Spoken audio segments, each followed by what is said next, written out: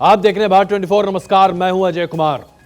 28 तारीख को यानी कि रविवार को नोएडा में भ्रष्टाचार की इमारत को गिरती हुई आपने देखा, तस्वीरें साफ देखी। और ये तस्वीरें अपने आप में बयां करती हैं कि अगर सरकार तय कर ले कि किसी भी तरीके के गैर कानूनी गतिविधि को बर्दाश्त नहीं किया जाएगा, तो वही होता है जो हमने सिर्फ 12 सेकंड में होते हुए देखा। एक इमारत को ध्वस्त कर दिया गया।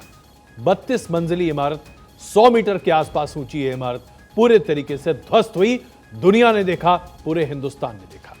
कानून जब अपना काम करता है तो वाकई में लोगों को भरोसा होता है कि देश में इंसाफ है, और यह इंसाफ सुप्रीम कोर्ट के निर्देश पर मिला है। न तो बायर्स को उनका पैसा मिला। अभी हम आपके सामने कुछ मुख्य बिंदु रखने जा रहे हैं। देखिए, जो हुआ वो बहुत अच्छा था, लेकिन इसके साथ साथ अब हम एक बड़ा सवाल उठाना चाहते हैं। हम ये पूछना चाहते हैं कि आखिरकार ये ट्विन टावर बने कैसे थे।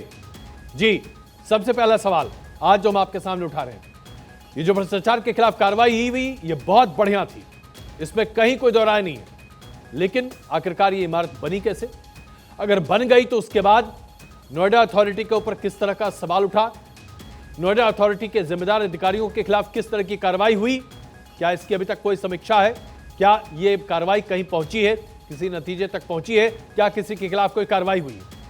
बिल्डर ने इतना बड़ा पूरा काम कर दिया, लेकिन उसके बाद इलाके के लोगों ने अगर कोर्ट का दरवाजा नहीं खटखटाया होता तो फिर जाहिर सी बात है इस पर कहीं कोई चर्चा होती हुई नहीं दिखाई देती। इसके साथ साथ हम यह भी जानना चाहते हैं, अगले 3 महीने तक मलबे को हटाया जाएगा। मलबा हटाने में बहुत टाइम लगेगा, वक्त व्यय होगा। आसपास के लोगों के घर को क्या कोई नुकसान पहुंचा है, और अगर नुकसान पहुंचा है तो इसकी भरपाई कौन करेगा? यह भी हम आपके सामने सवाल उठा रहे हैं। अब ऐसे में एटीएस विलेज की 10 मीटर की बाउंड्री वॉल जो है वो पूरे तरीके से क्षतिग्रस्त हुई है। ट्विन टावर के बगल की यह सोसाइटी है। इसके साथ साथ कुछ एटीएस विलेज के फ्लैट्स हैं जिसके शीशे टूट गए हैं। कई जगहों पर दरारें की बात भी सामने आ रही है। नोएडा अथॉरिटी ने कहा है कि ये तमाम बातें देखी जाएंगी, परखी जाएंगी, उसके बाद भरपाई का पूरा इंतजाम किया जाएगा। इंजीनियरिंग और उसके साथ साथ सोसाइटी का जो पूरा खर्च है वो सारी बातें भी सामने रखी जा रही हैं। यानी कि इंतजाम है कि कॉम्पनसेट कैसे किया जा सकता है। लेकिन अब हम कुछ मूलभूत सवाल खड़े करना चाहते हैं। आप अपने स्क्रीन पर देखिए तस्वीरें। ये लोगों के घरों के शीशे हैं जो टूटे हैं कल के इस ट्विन टावर ब्लास्ट के बाद। ये तस्वीरें आप शायद बहुत कम चैनल्स पर देख रहे होंगे, क्योंकि लोग इसके बारे में चर्चा करना नहीं चाहते। हम आपके सामने ये मुख्य लोगों की बातें सामने रखना चाहते हैं। सबसे पहले तो ये ट्विन टावर बने जो कि गैर कानूनी थे। जो बिल्डिंग कंपनी है उसका कहना है कि उसने कानून का कोई उल्लंघन नहीं किया, सभी चीज नोएडा अथॉरिटी ने पारित किया।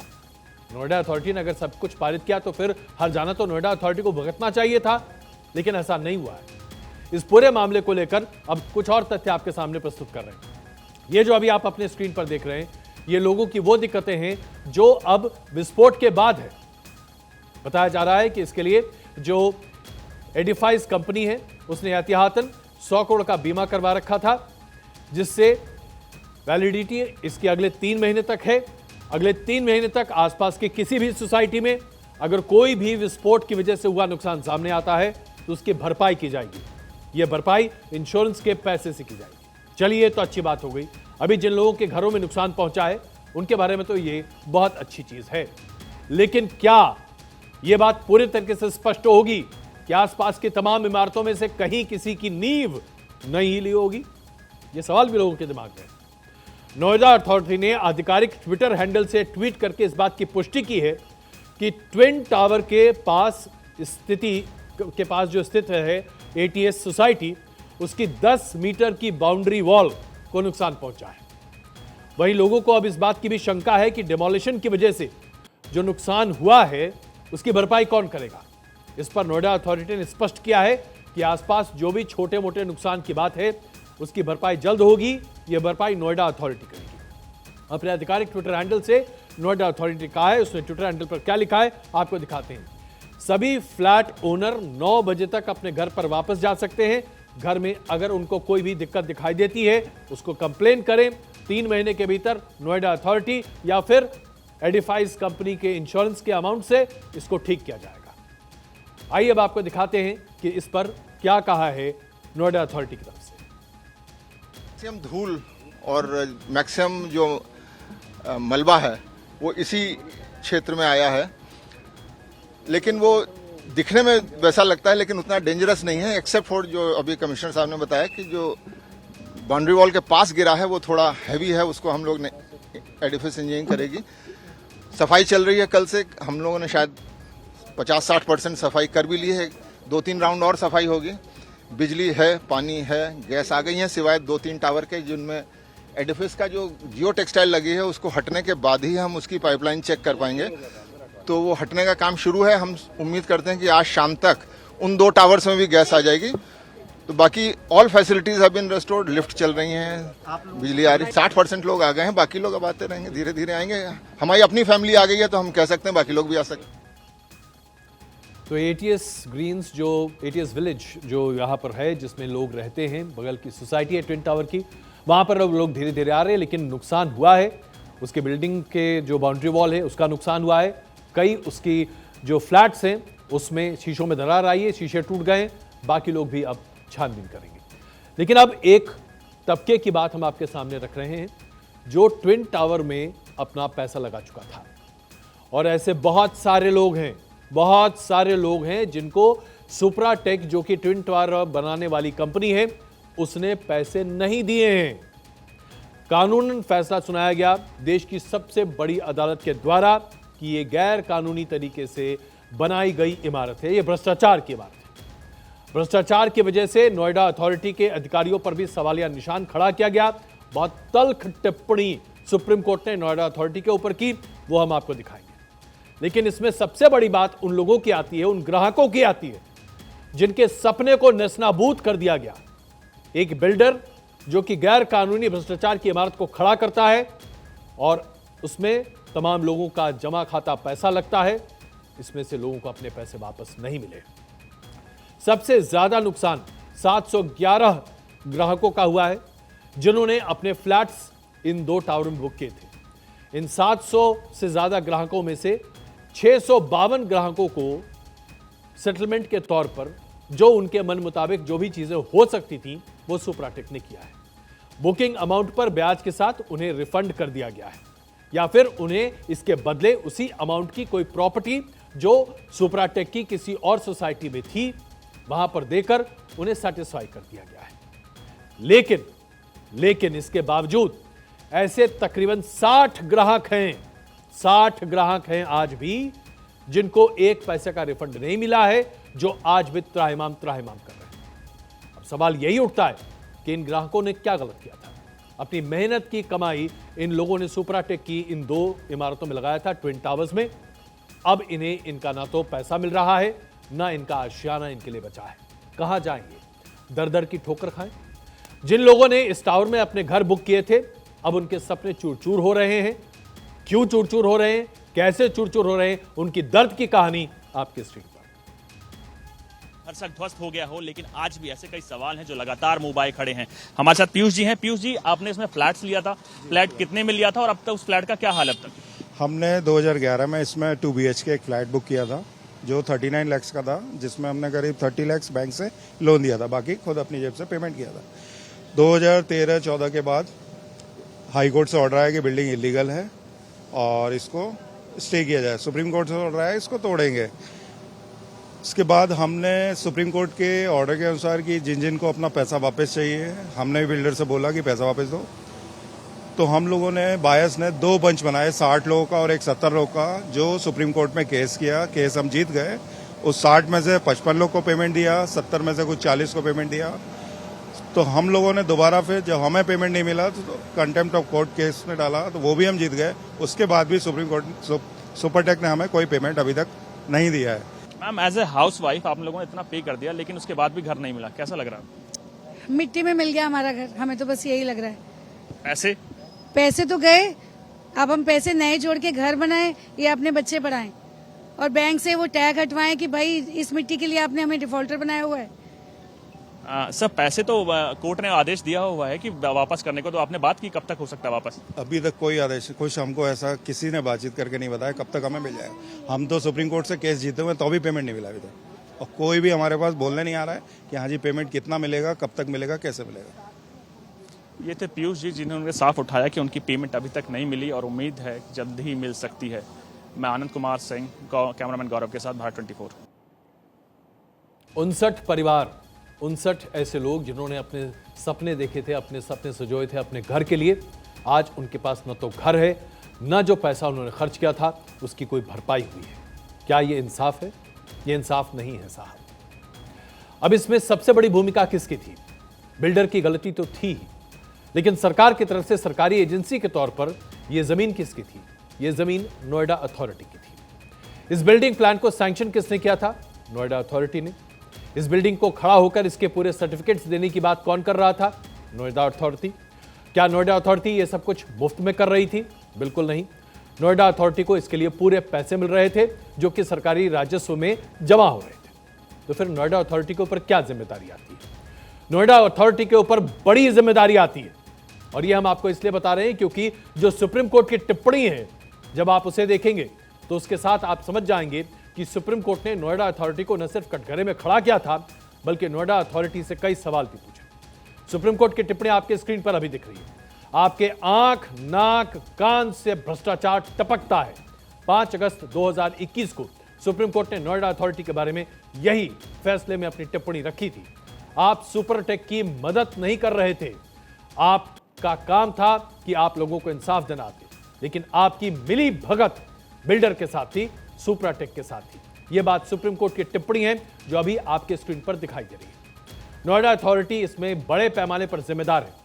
नोएडा अथॉरिटी ने इन टिप्पणियों को सुना और दरकिनार कर दिया, क्योंकि अगर इसमें स्थिति क्या है वो अब आपके सामने प्रस्तुत करें। इस पूरे मामले में नोएडा अथॉरिटी ने एक एसआईटी बैठाई, सरकार की तरफ से एसआईटी बैठी, और नोएडा अथॉरिटी ने 26 अधिकारियों को दोषी पाने की बात कही। अब आता है इसमें से सबसे बड़ा ट्विस्ट, और ट्विस्ट यह है कि 26 लोग जो इस पूरे मामले में कटघरे में खड़े हुए, उसमें से 2 की मृत्यु हो चुकी है, तो यानी कि 24 लोग बचे। इसमें से 4 अधिकारी हैं जो अभी नौकरी पर हैं, सेवारत हैं। बाकी 20 अधिकारी रिटायर हो चुके हैं। एक सेकंड पॉज कीजिएगा और जरा सोचिएगा। 26 लोग हैं जिनके खिलाफ माना गया कि मामला चलना चाहिए। इन 26 लोगों में से 2 व्यक्तियों की मृत्यु हो चुकी है, 4 व्यक्ति हैं जो अभी काम कर रहे हैं, बाकी 20 रिटायर कर चुके हैं। तो कार्रवाई होगी तो किनके खिलाफ होगी? चलिए अब थोड़ा सा मामला और आगे बढ़ाते हैं। जो 4 अधिकारी हैं उनमें से 1 का ही निलंबन हुआ है। 4 अधिकारी जो नोएडा अथॉरिटी में काम कर रहे हैं उनमें से 1 का निलंबन हुआ है। अब जाकर 3 अधिकारियों को निलंबित करते हुए विभागीय कार्रवाई की प्रक्रिया की गई है। आप जानते हैं विभागीय कार्रवाई क्या होती है? यानी कि वो सस्पेंशन में है, तनख्वाह मिल रही है, उनका घर चल रहा है। जी, वो लोग जिनकी वजह से 711 लोगों की जिंदगियां, सपने नेस्तनाबूद हो गए, चकनाचूर हो गए, वो आज भी या तो अपनी नौकरी पूरी कर चुके हैं, रिटायरमेंट कर अपना पेंशन ले रहे हैं, अगर नौकरी पर हैं तो आज भी अपनी आधी तनख्वाह ले रहे हैं क्योंकि वो सस्पेंशन पर है। कार्रवाई नहीं हुई। रिटायर हो चुके अन्य अधिकारियों के खिलाफ नियमानुसार कार्रवाई करने के आदेश दिए गए हैं। कार्रवाई कब होगी इसके बारे में कोई जानकारी उपलब्ध नहीं है। अब आइए आप उन चेहरों का आपका सामने प्रदर्शित करते हैं कि ये लोग कौन हैं। सबसे पहला नाम आता है महेंद्र सिंह का। महेंद्र सिंह सीईओ नोएडा अथॉरिटी के थे, रिटायर्ड। दूसरे SK Dwivedi, CEO Noida authority के, ये भी रिटायर कर चुके हैं। आरपी अरोड़ा, अपर सीईओ नोएडा अथॉरिटी, रिटायर कर चुके हैं। यशपाल सिंह, विशेष कार्यकारी अधिकारी, रिटायर हो चुके हैं। स्वर्गीय महराजुद्दीन, प्लानिंग असिस्टेंट थे, रिटायर हो चुके हैं। ऋतुराज व्यास, संयुक्त नगर नियोजक हैं, वर्तमान में यमुना प्राधिकरण में प्रभारी महाप्रबंधक के तौर पर काम कर रहे हैं, अभी निलंबित है। एसके मिश्रा, नगर नियोजक, रिटायर्ड हैं। राजपाल कौशिक, वरिष्ठ नगर नियोजक, रिटायर्ड हैं। त्रिभुवन सिंह, मुख्य वास्तुविद नियोजक, रिटायर्ड हैं। शैलेंद्र केरे, उप महाप्रबंधक, ग्रुप हाउसिंग सोसाइटी, रिटायर्ड हैं। बाबूराम, परियोजना अभियंता, रिटायर्ड है। TN Patel, planning assistant, retired है। वीए देव पुजारी, मुख्य वास्तुविद नियोजक, रिटायर्ड है। श्रीमती अनीता, प्लानिंग असिस्टेंट, वर्तमान में उत्तर प्रदेश राज्य औद्योगिकी विकास प्राधिकरण में कार्यरत है, इनके ऊपर सस्पेंशन चल रहा है। एन.के. कपूर एसोसिएट आर्किटेक्ट हैं, रिटायर्ड हैं। मुकेश गोयल नियोजक सहायक, वर्तमान में प्रबंधक नियोजक के पद पर गीडा में कार्यरत हैं, अभी सस्पेंशन में। प्रवीण श्रीवास्तव सहायक वास्तुविद हैं, रिटायर्ड हैं। ज्ञानचंद विधि अधिकारी हैं, रिटायर्ड हैं। राजेश कुमार विधि सलाहकार हैं, रिटायर्ड हैं। स्वर्गीय डीपी भारद्वाज प्लानिंग असिस्टेंट, अब तो इस दुनिया में नहीं रहे। श्रीमती विमला सिंह संयुक्त नगर नियोजक, रिटायर्ड हैं। विपिन गौड़ महाप्रबंधक, रिटायर्ड हैं। एससी त्यागी परियोजना अभियंता, रिटायर्ड हैं। के पांडे मुख्य परियोजना अभियंता, अभी रिटायर्ड हैं। बी.एन. बाथम अपर मुख्य कार्यपालक अधिकारी, अभी काम कर रहे हैं, सस्पेंशन में। एस.सी. सिंह वित्त नियंत्रक, रिटायर्ड है। अब जरा आप ही बताइए, इस पूरी लिस्ट को पढ़ने के बाद क्या, और इस पूरी लिस्ट को देखने के बाद क्या आपको लग नहीं रहा कि आप खुद ठगे जा रहे हैं? क्या आपको लग नहीं रहा कि जनता ठगी गई है? उत्तर प्रदेश की सरकार ने एसआईटी बनाई, 26 लोगों को भ्रष्टाचार का आरोपी बनाया गया, और अब इनमें से 2 व्यक्ति जो कि इस दुनिया में है नहीं, उनसे पूछताछ नहीं हो पाई है, और इनमें से अभी तक किससे पूछताछ हुई है इसके बारे में कोई जानकारी उपलब्ध नहीं है। हमारी जानकारी के हिसाब से अभी तक किससे पूछताछ हुई ही नहीं है।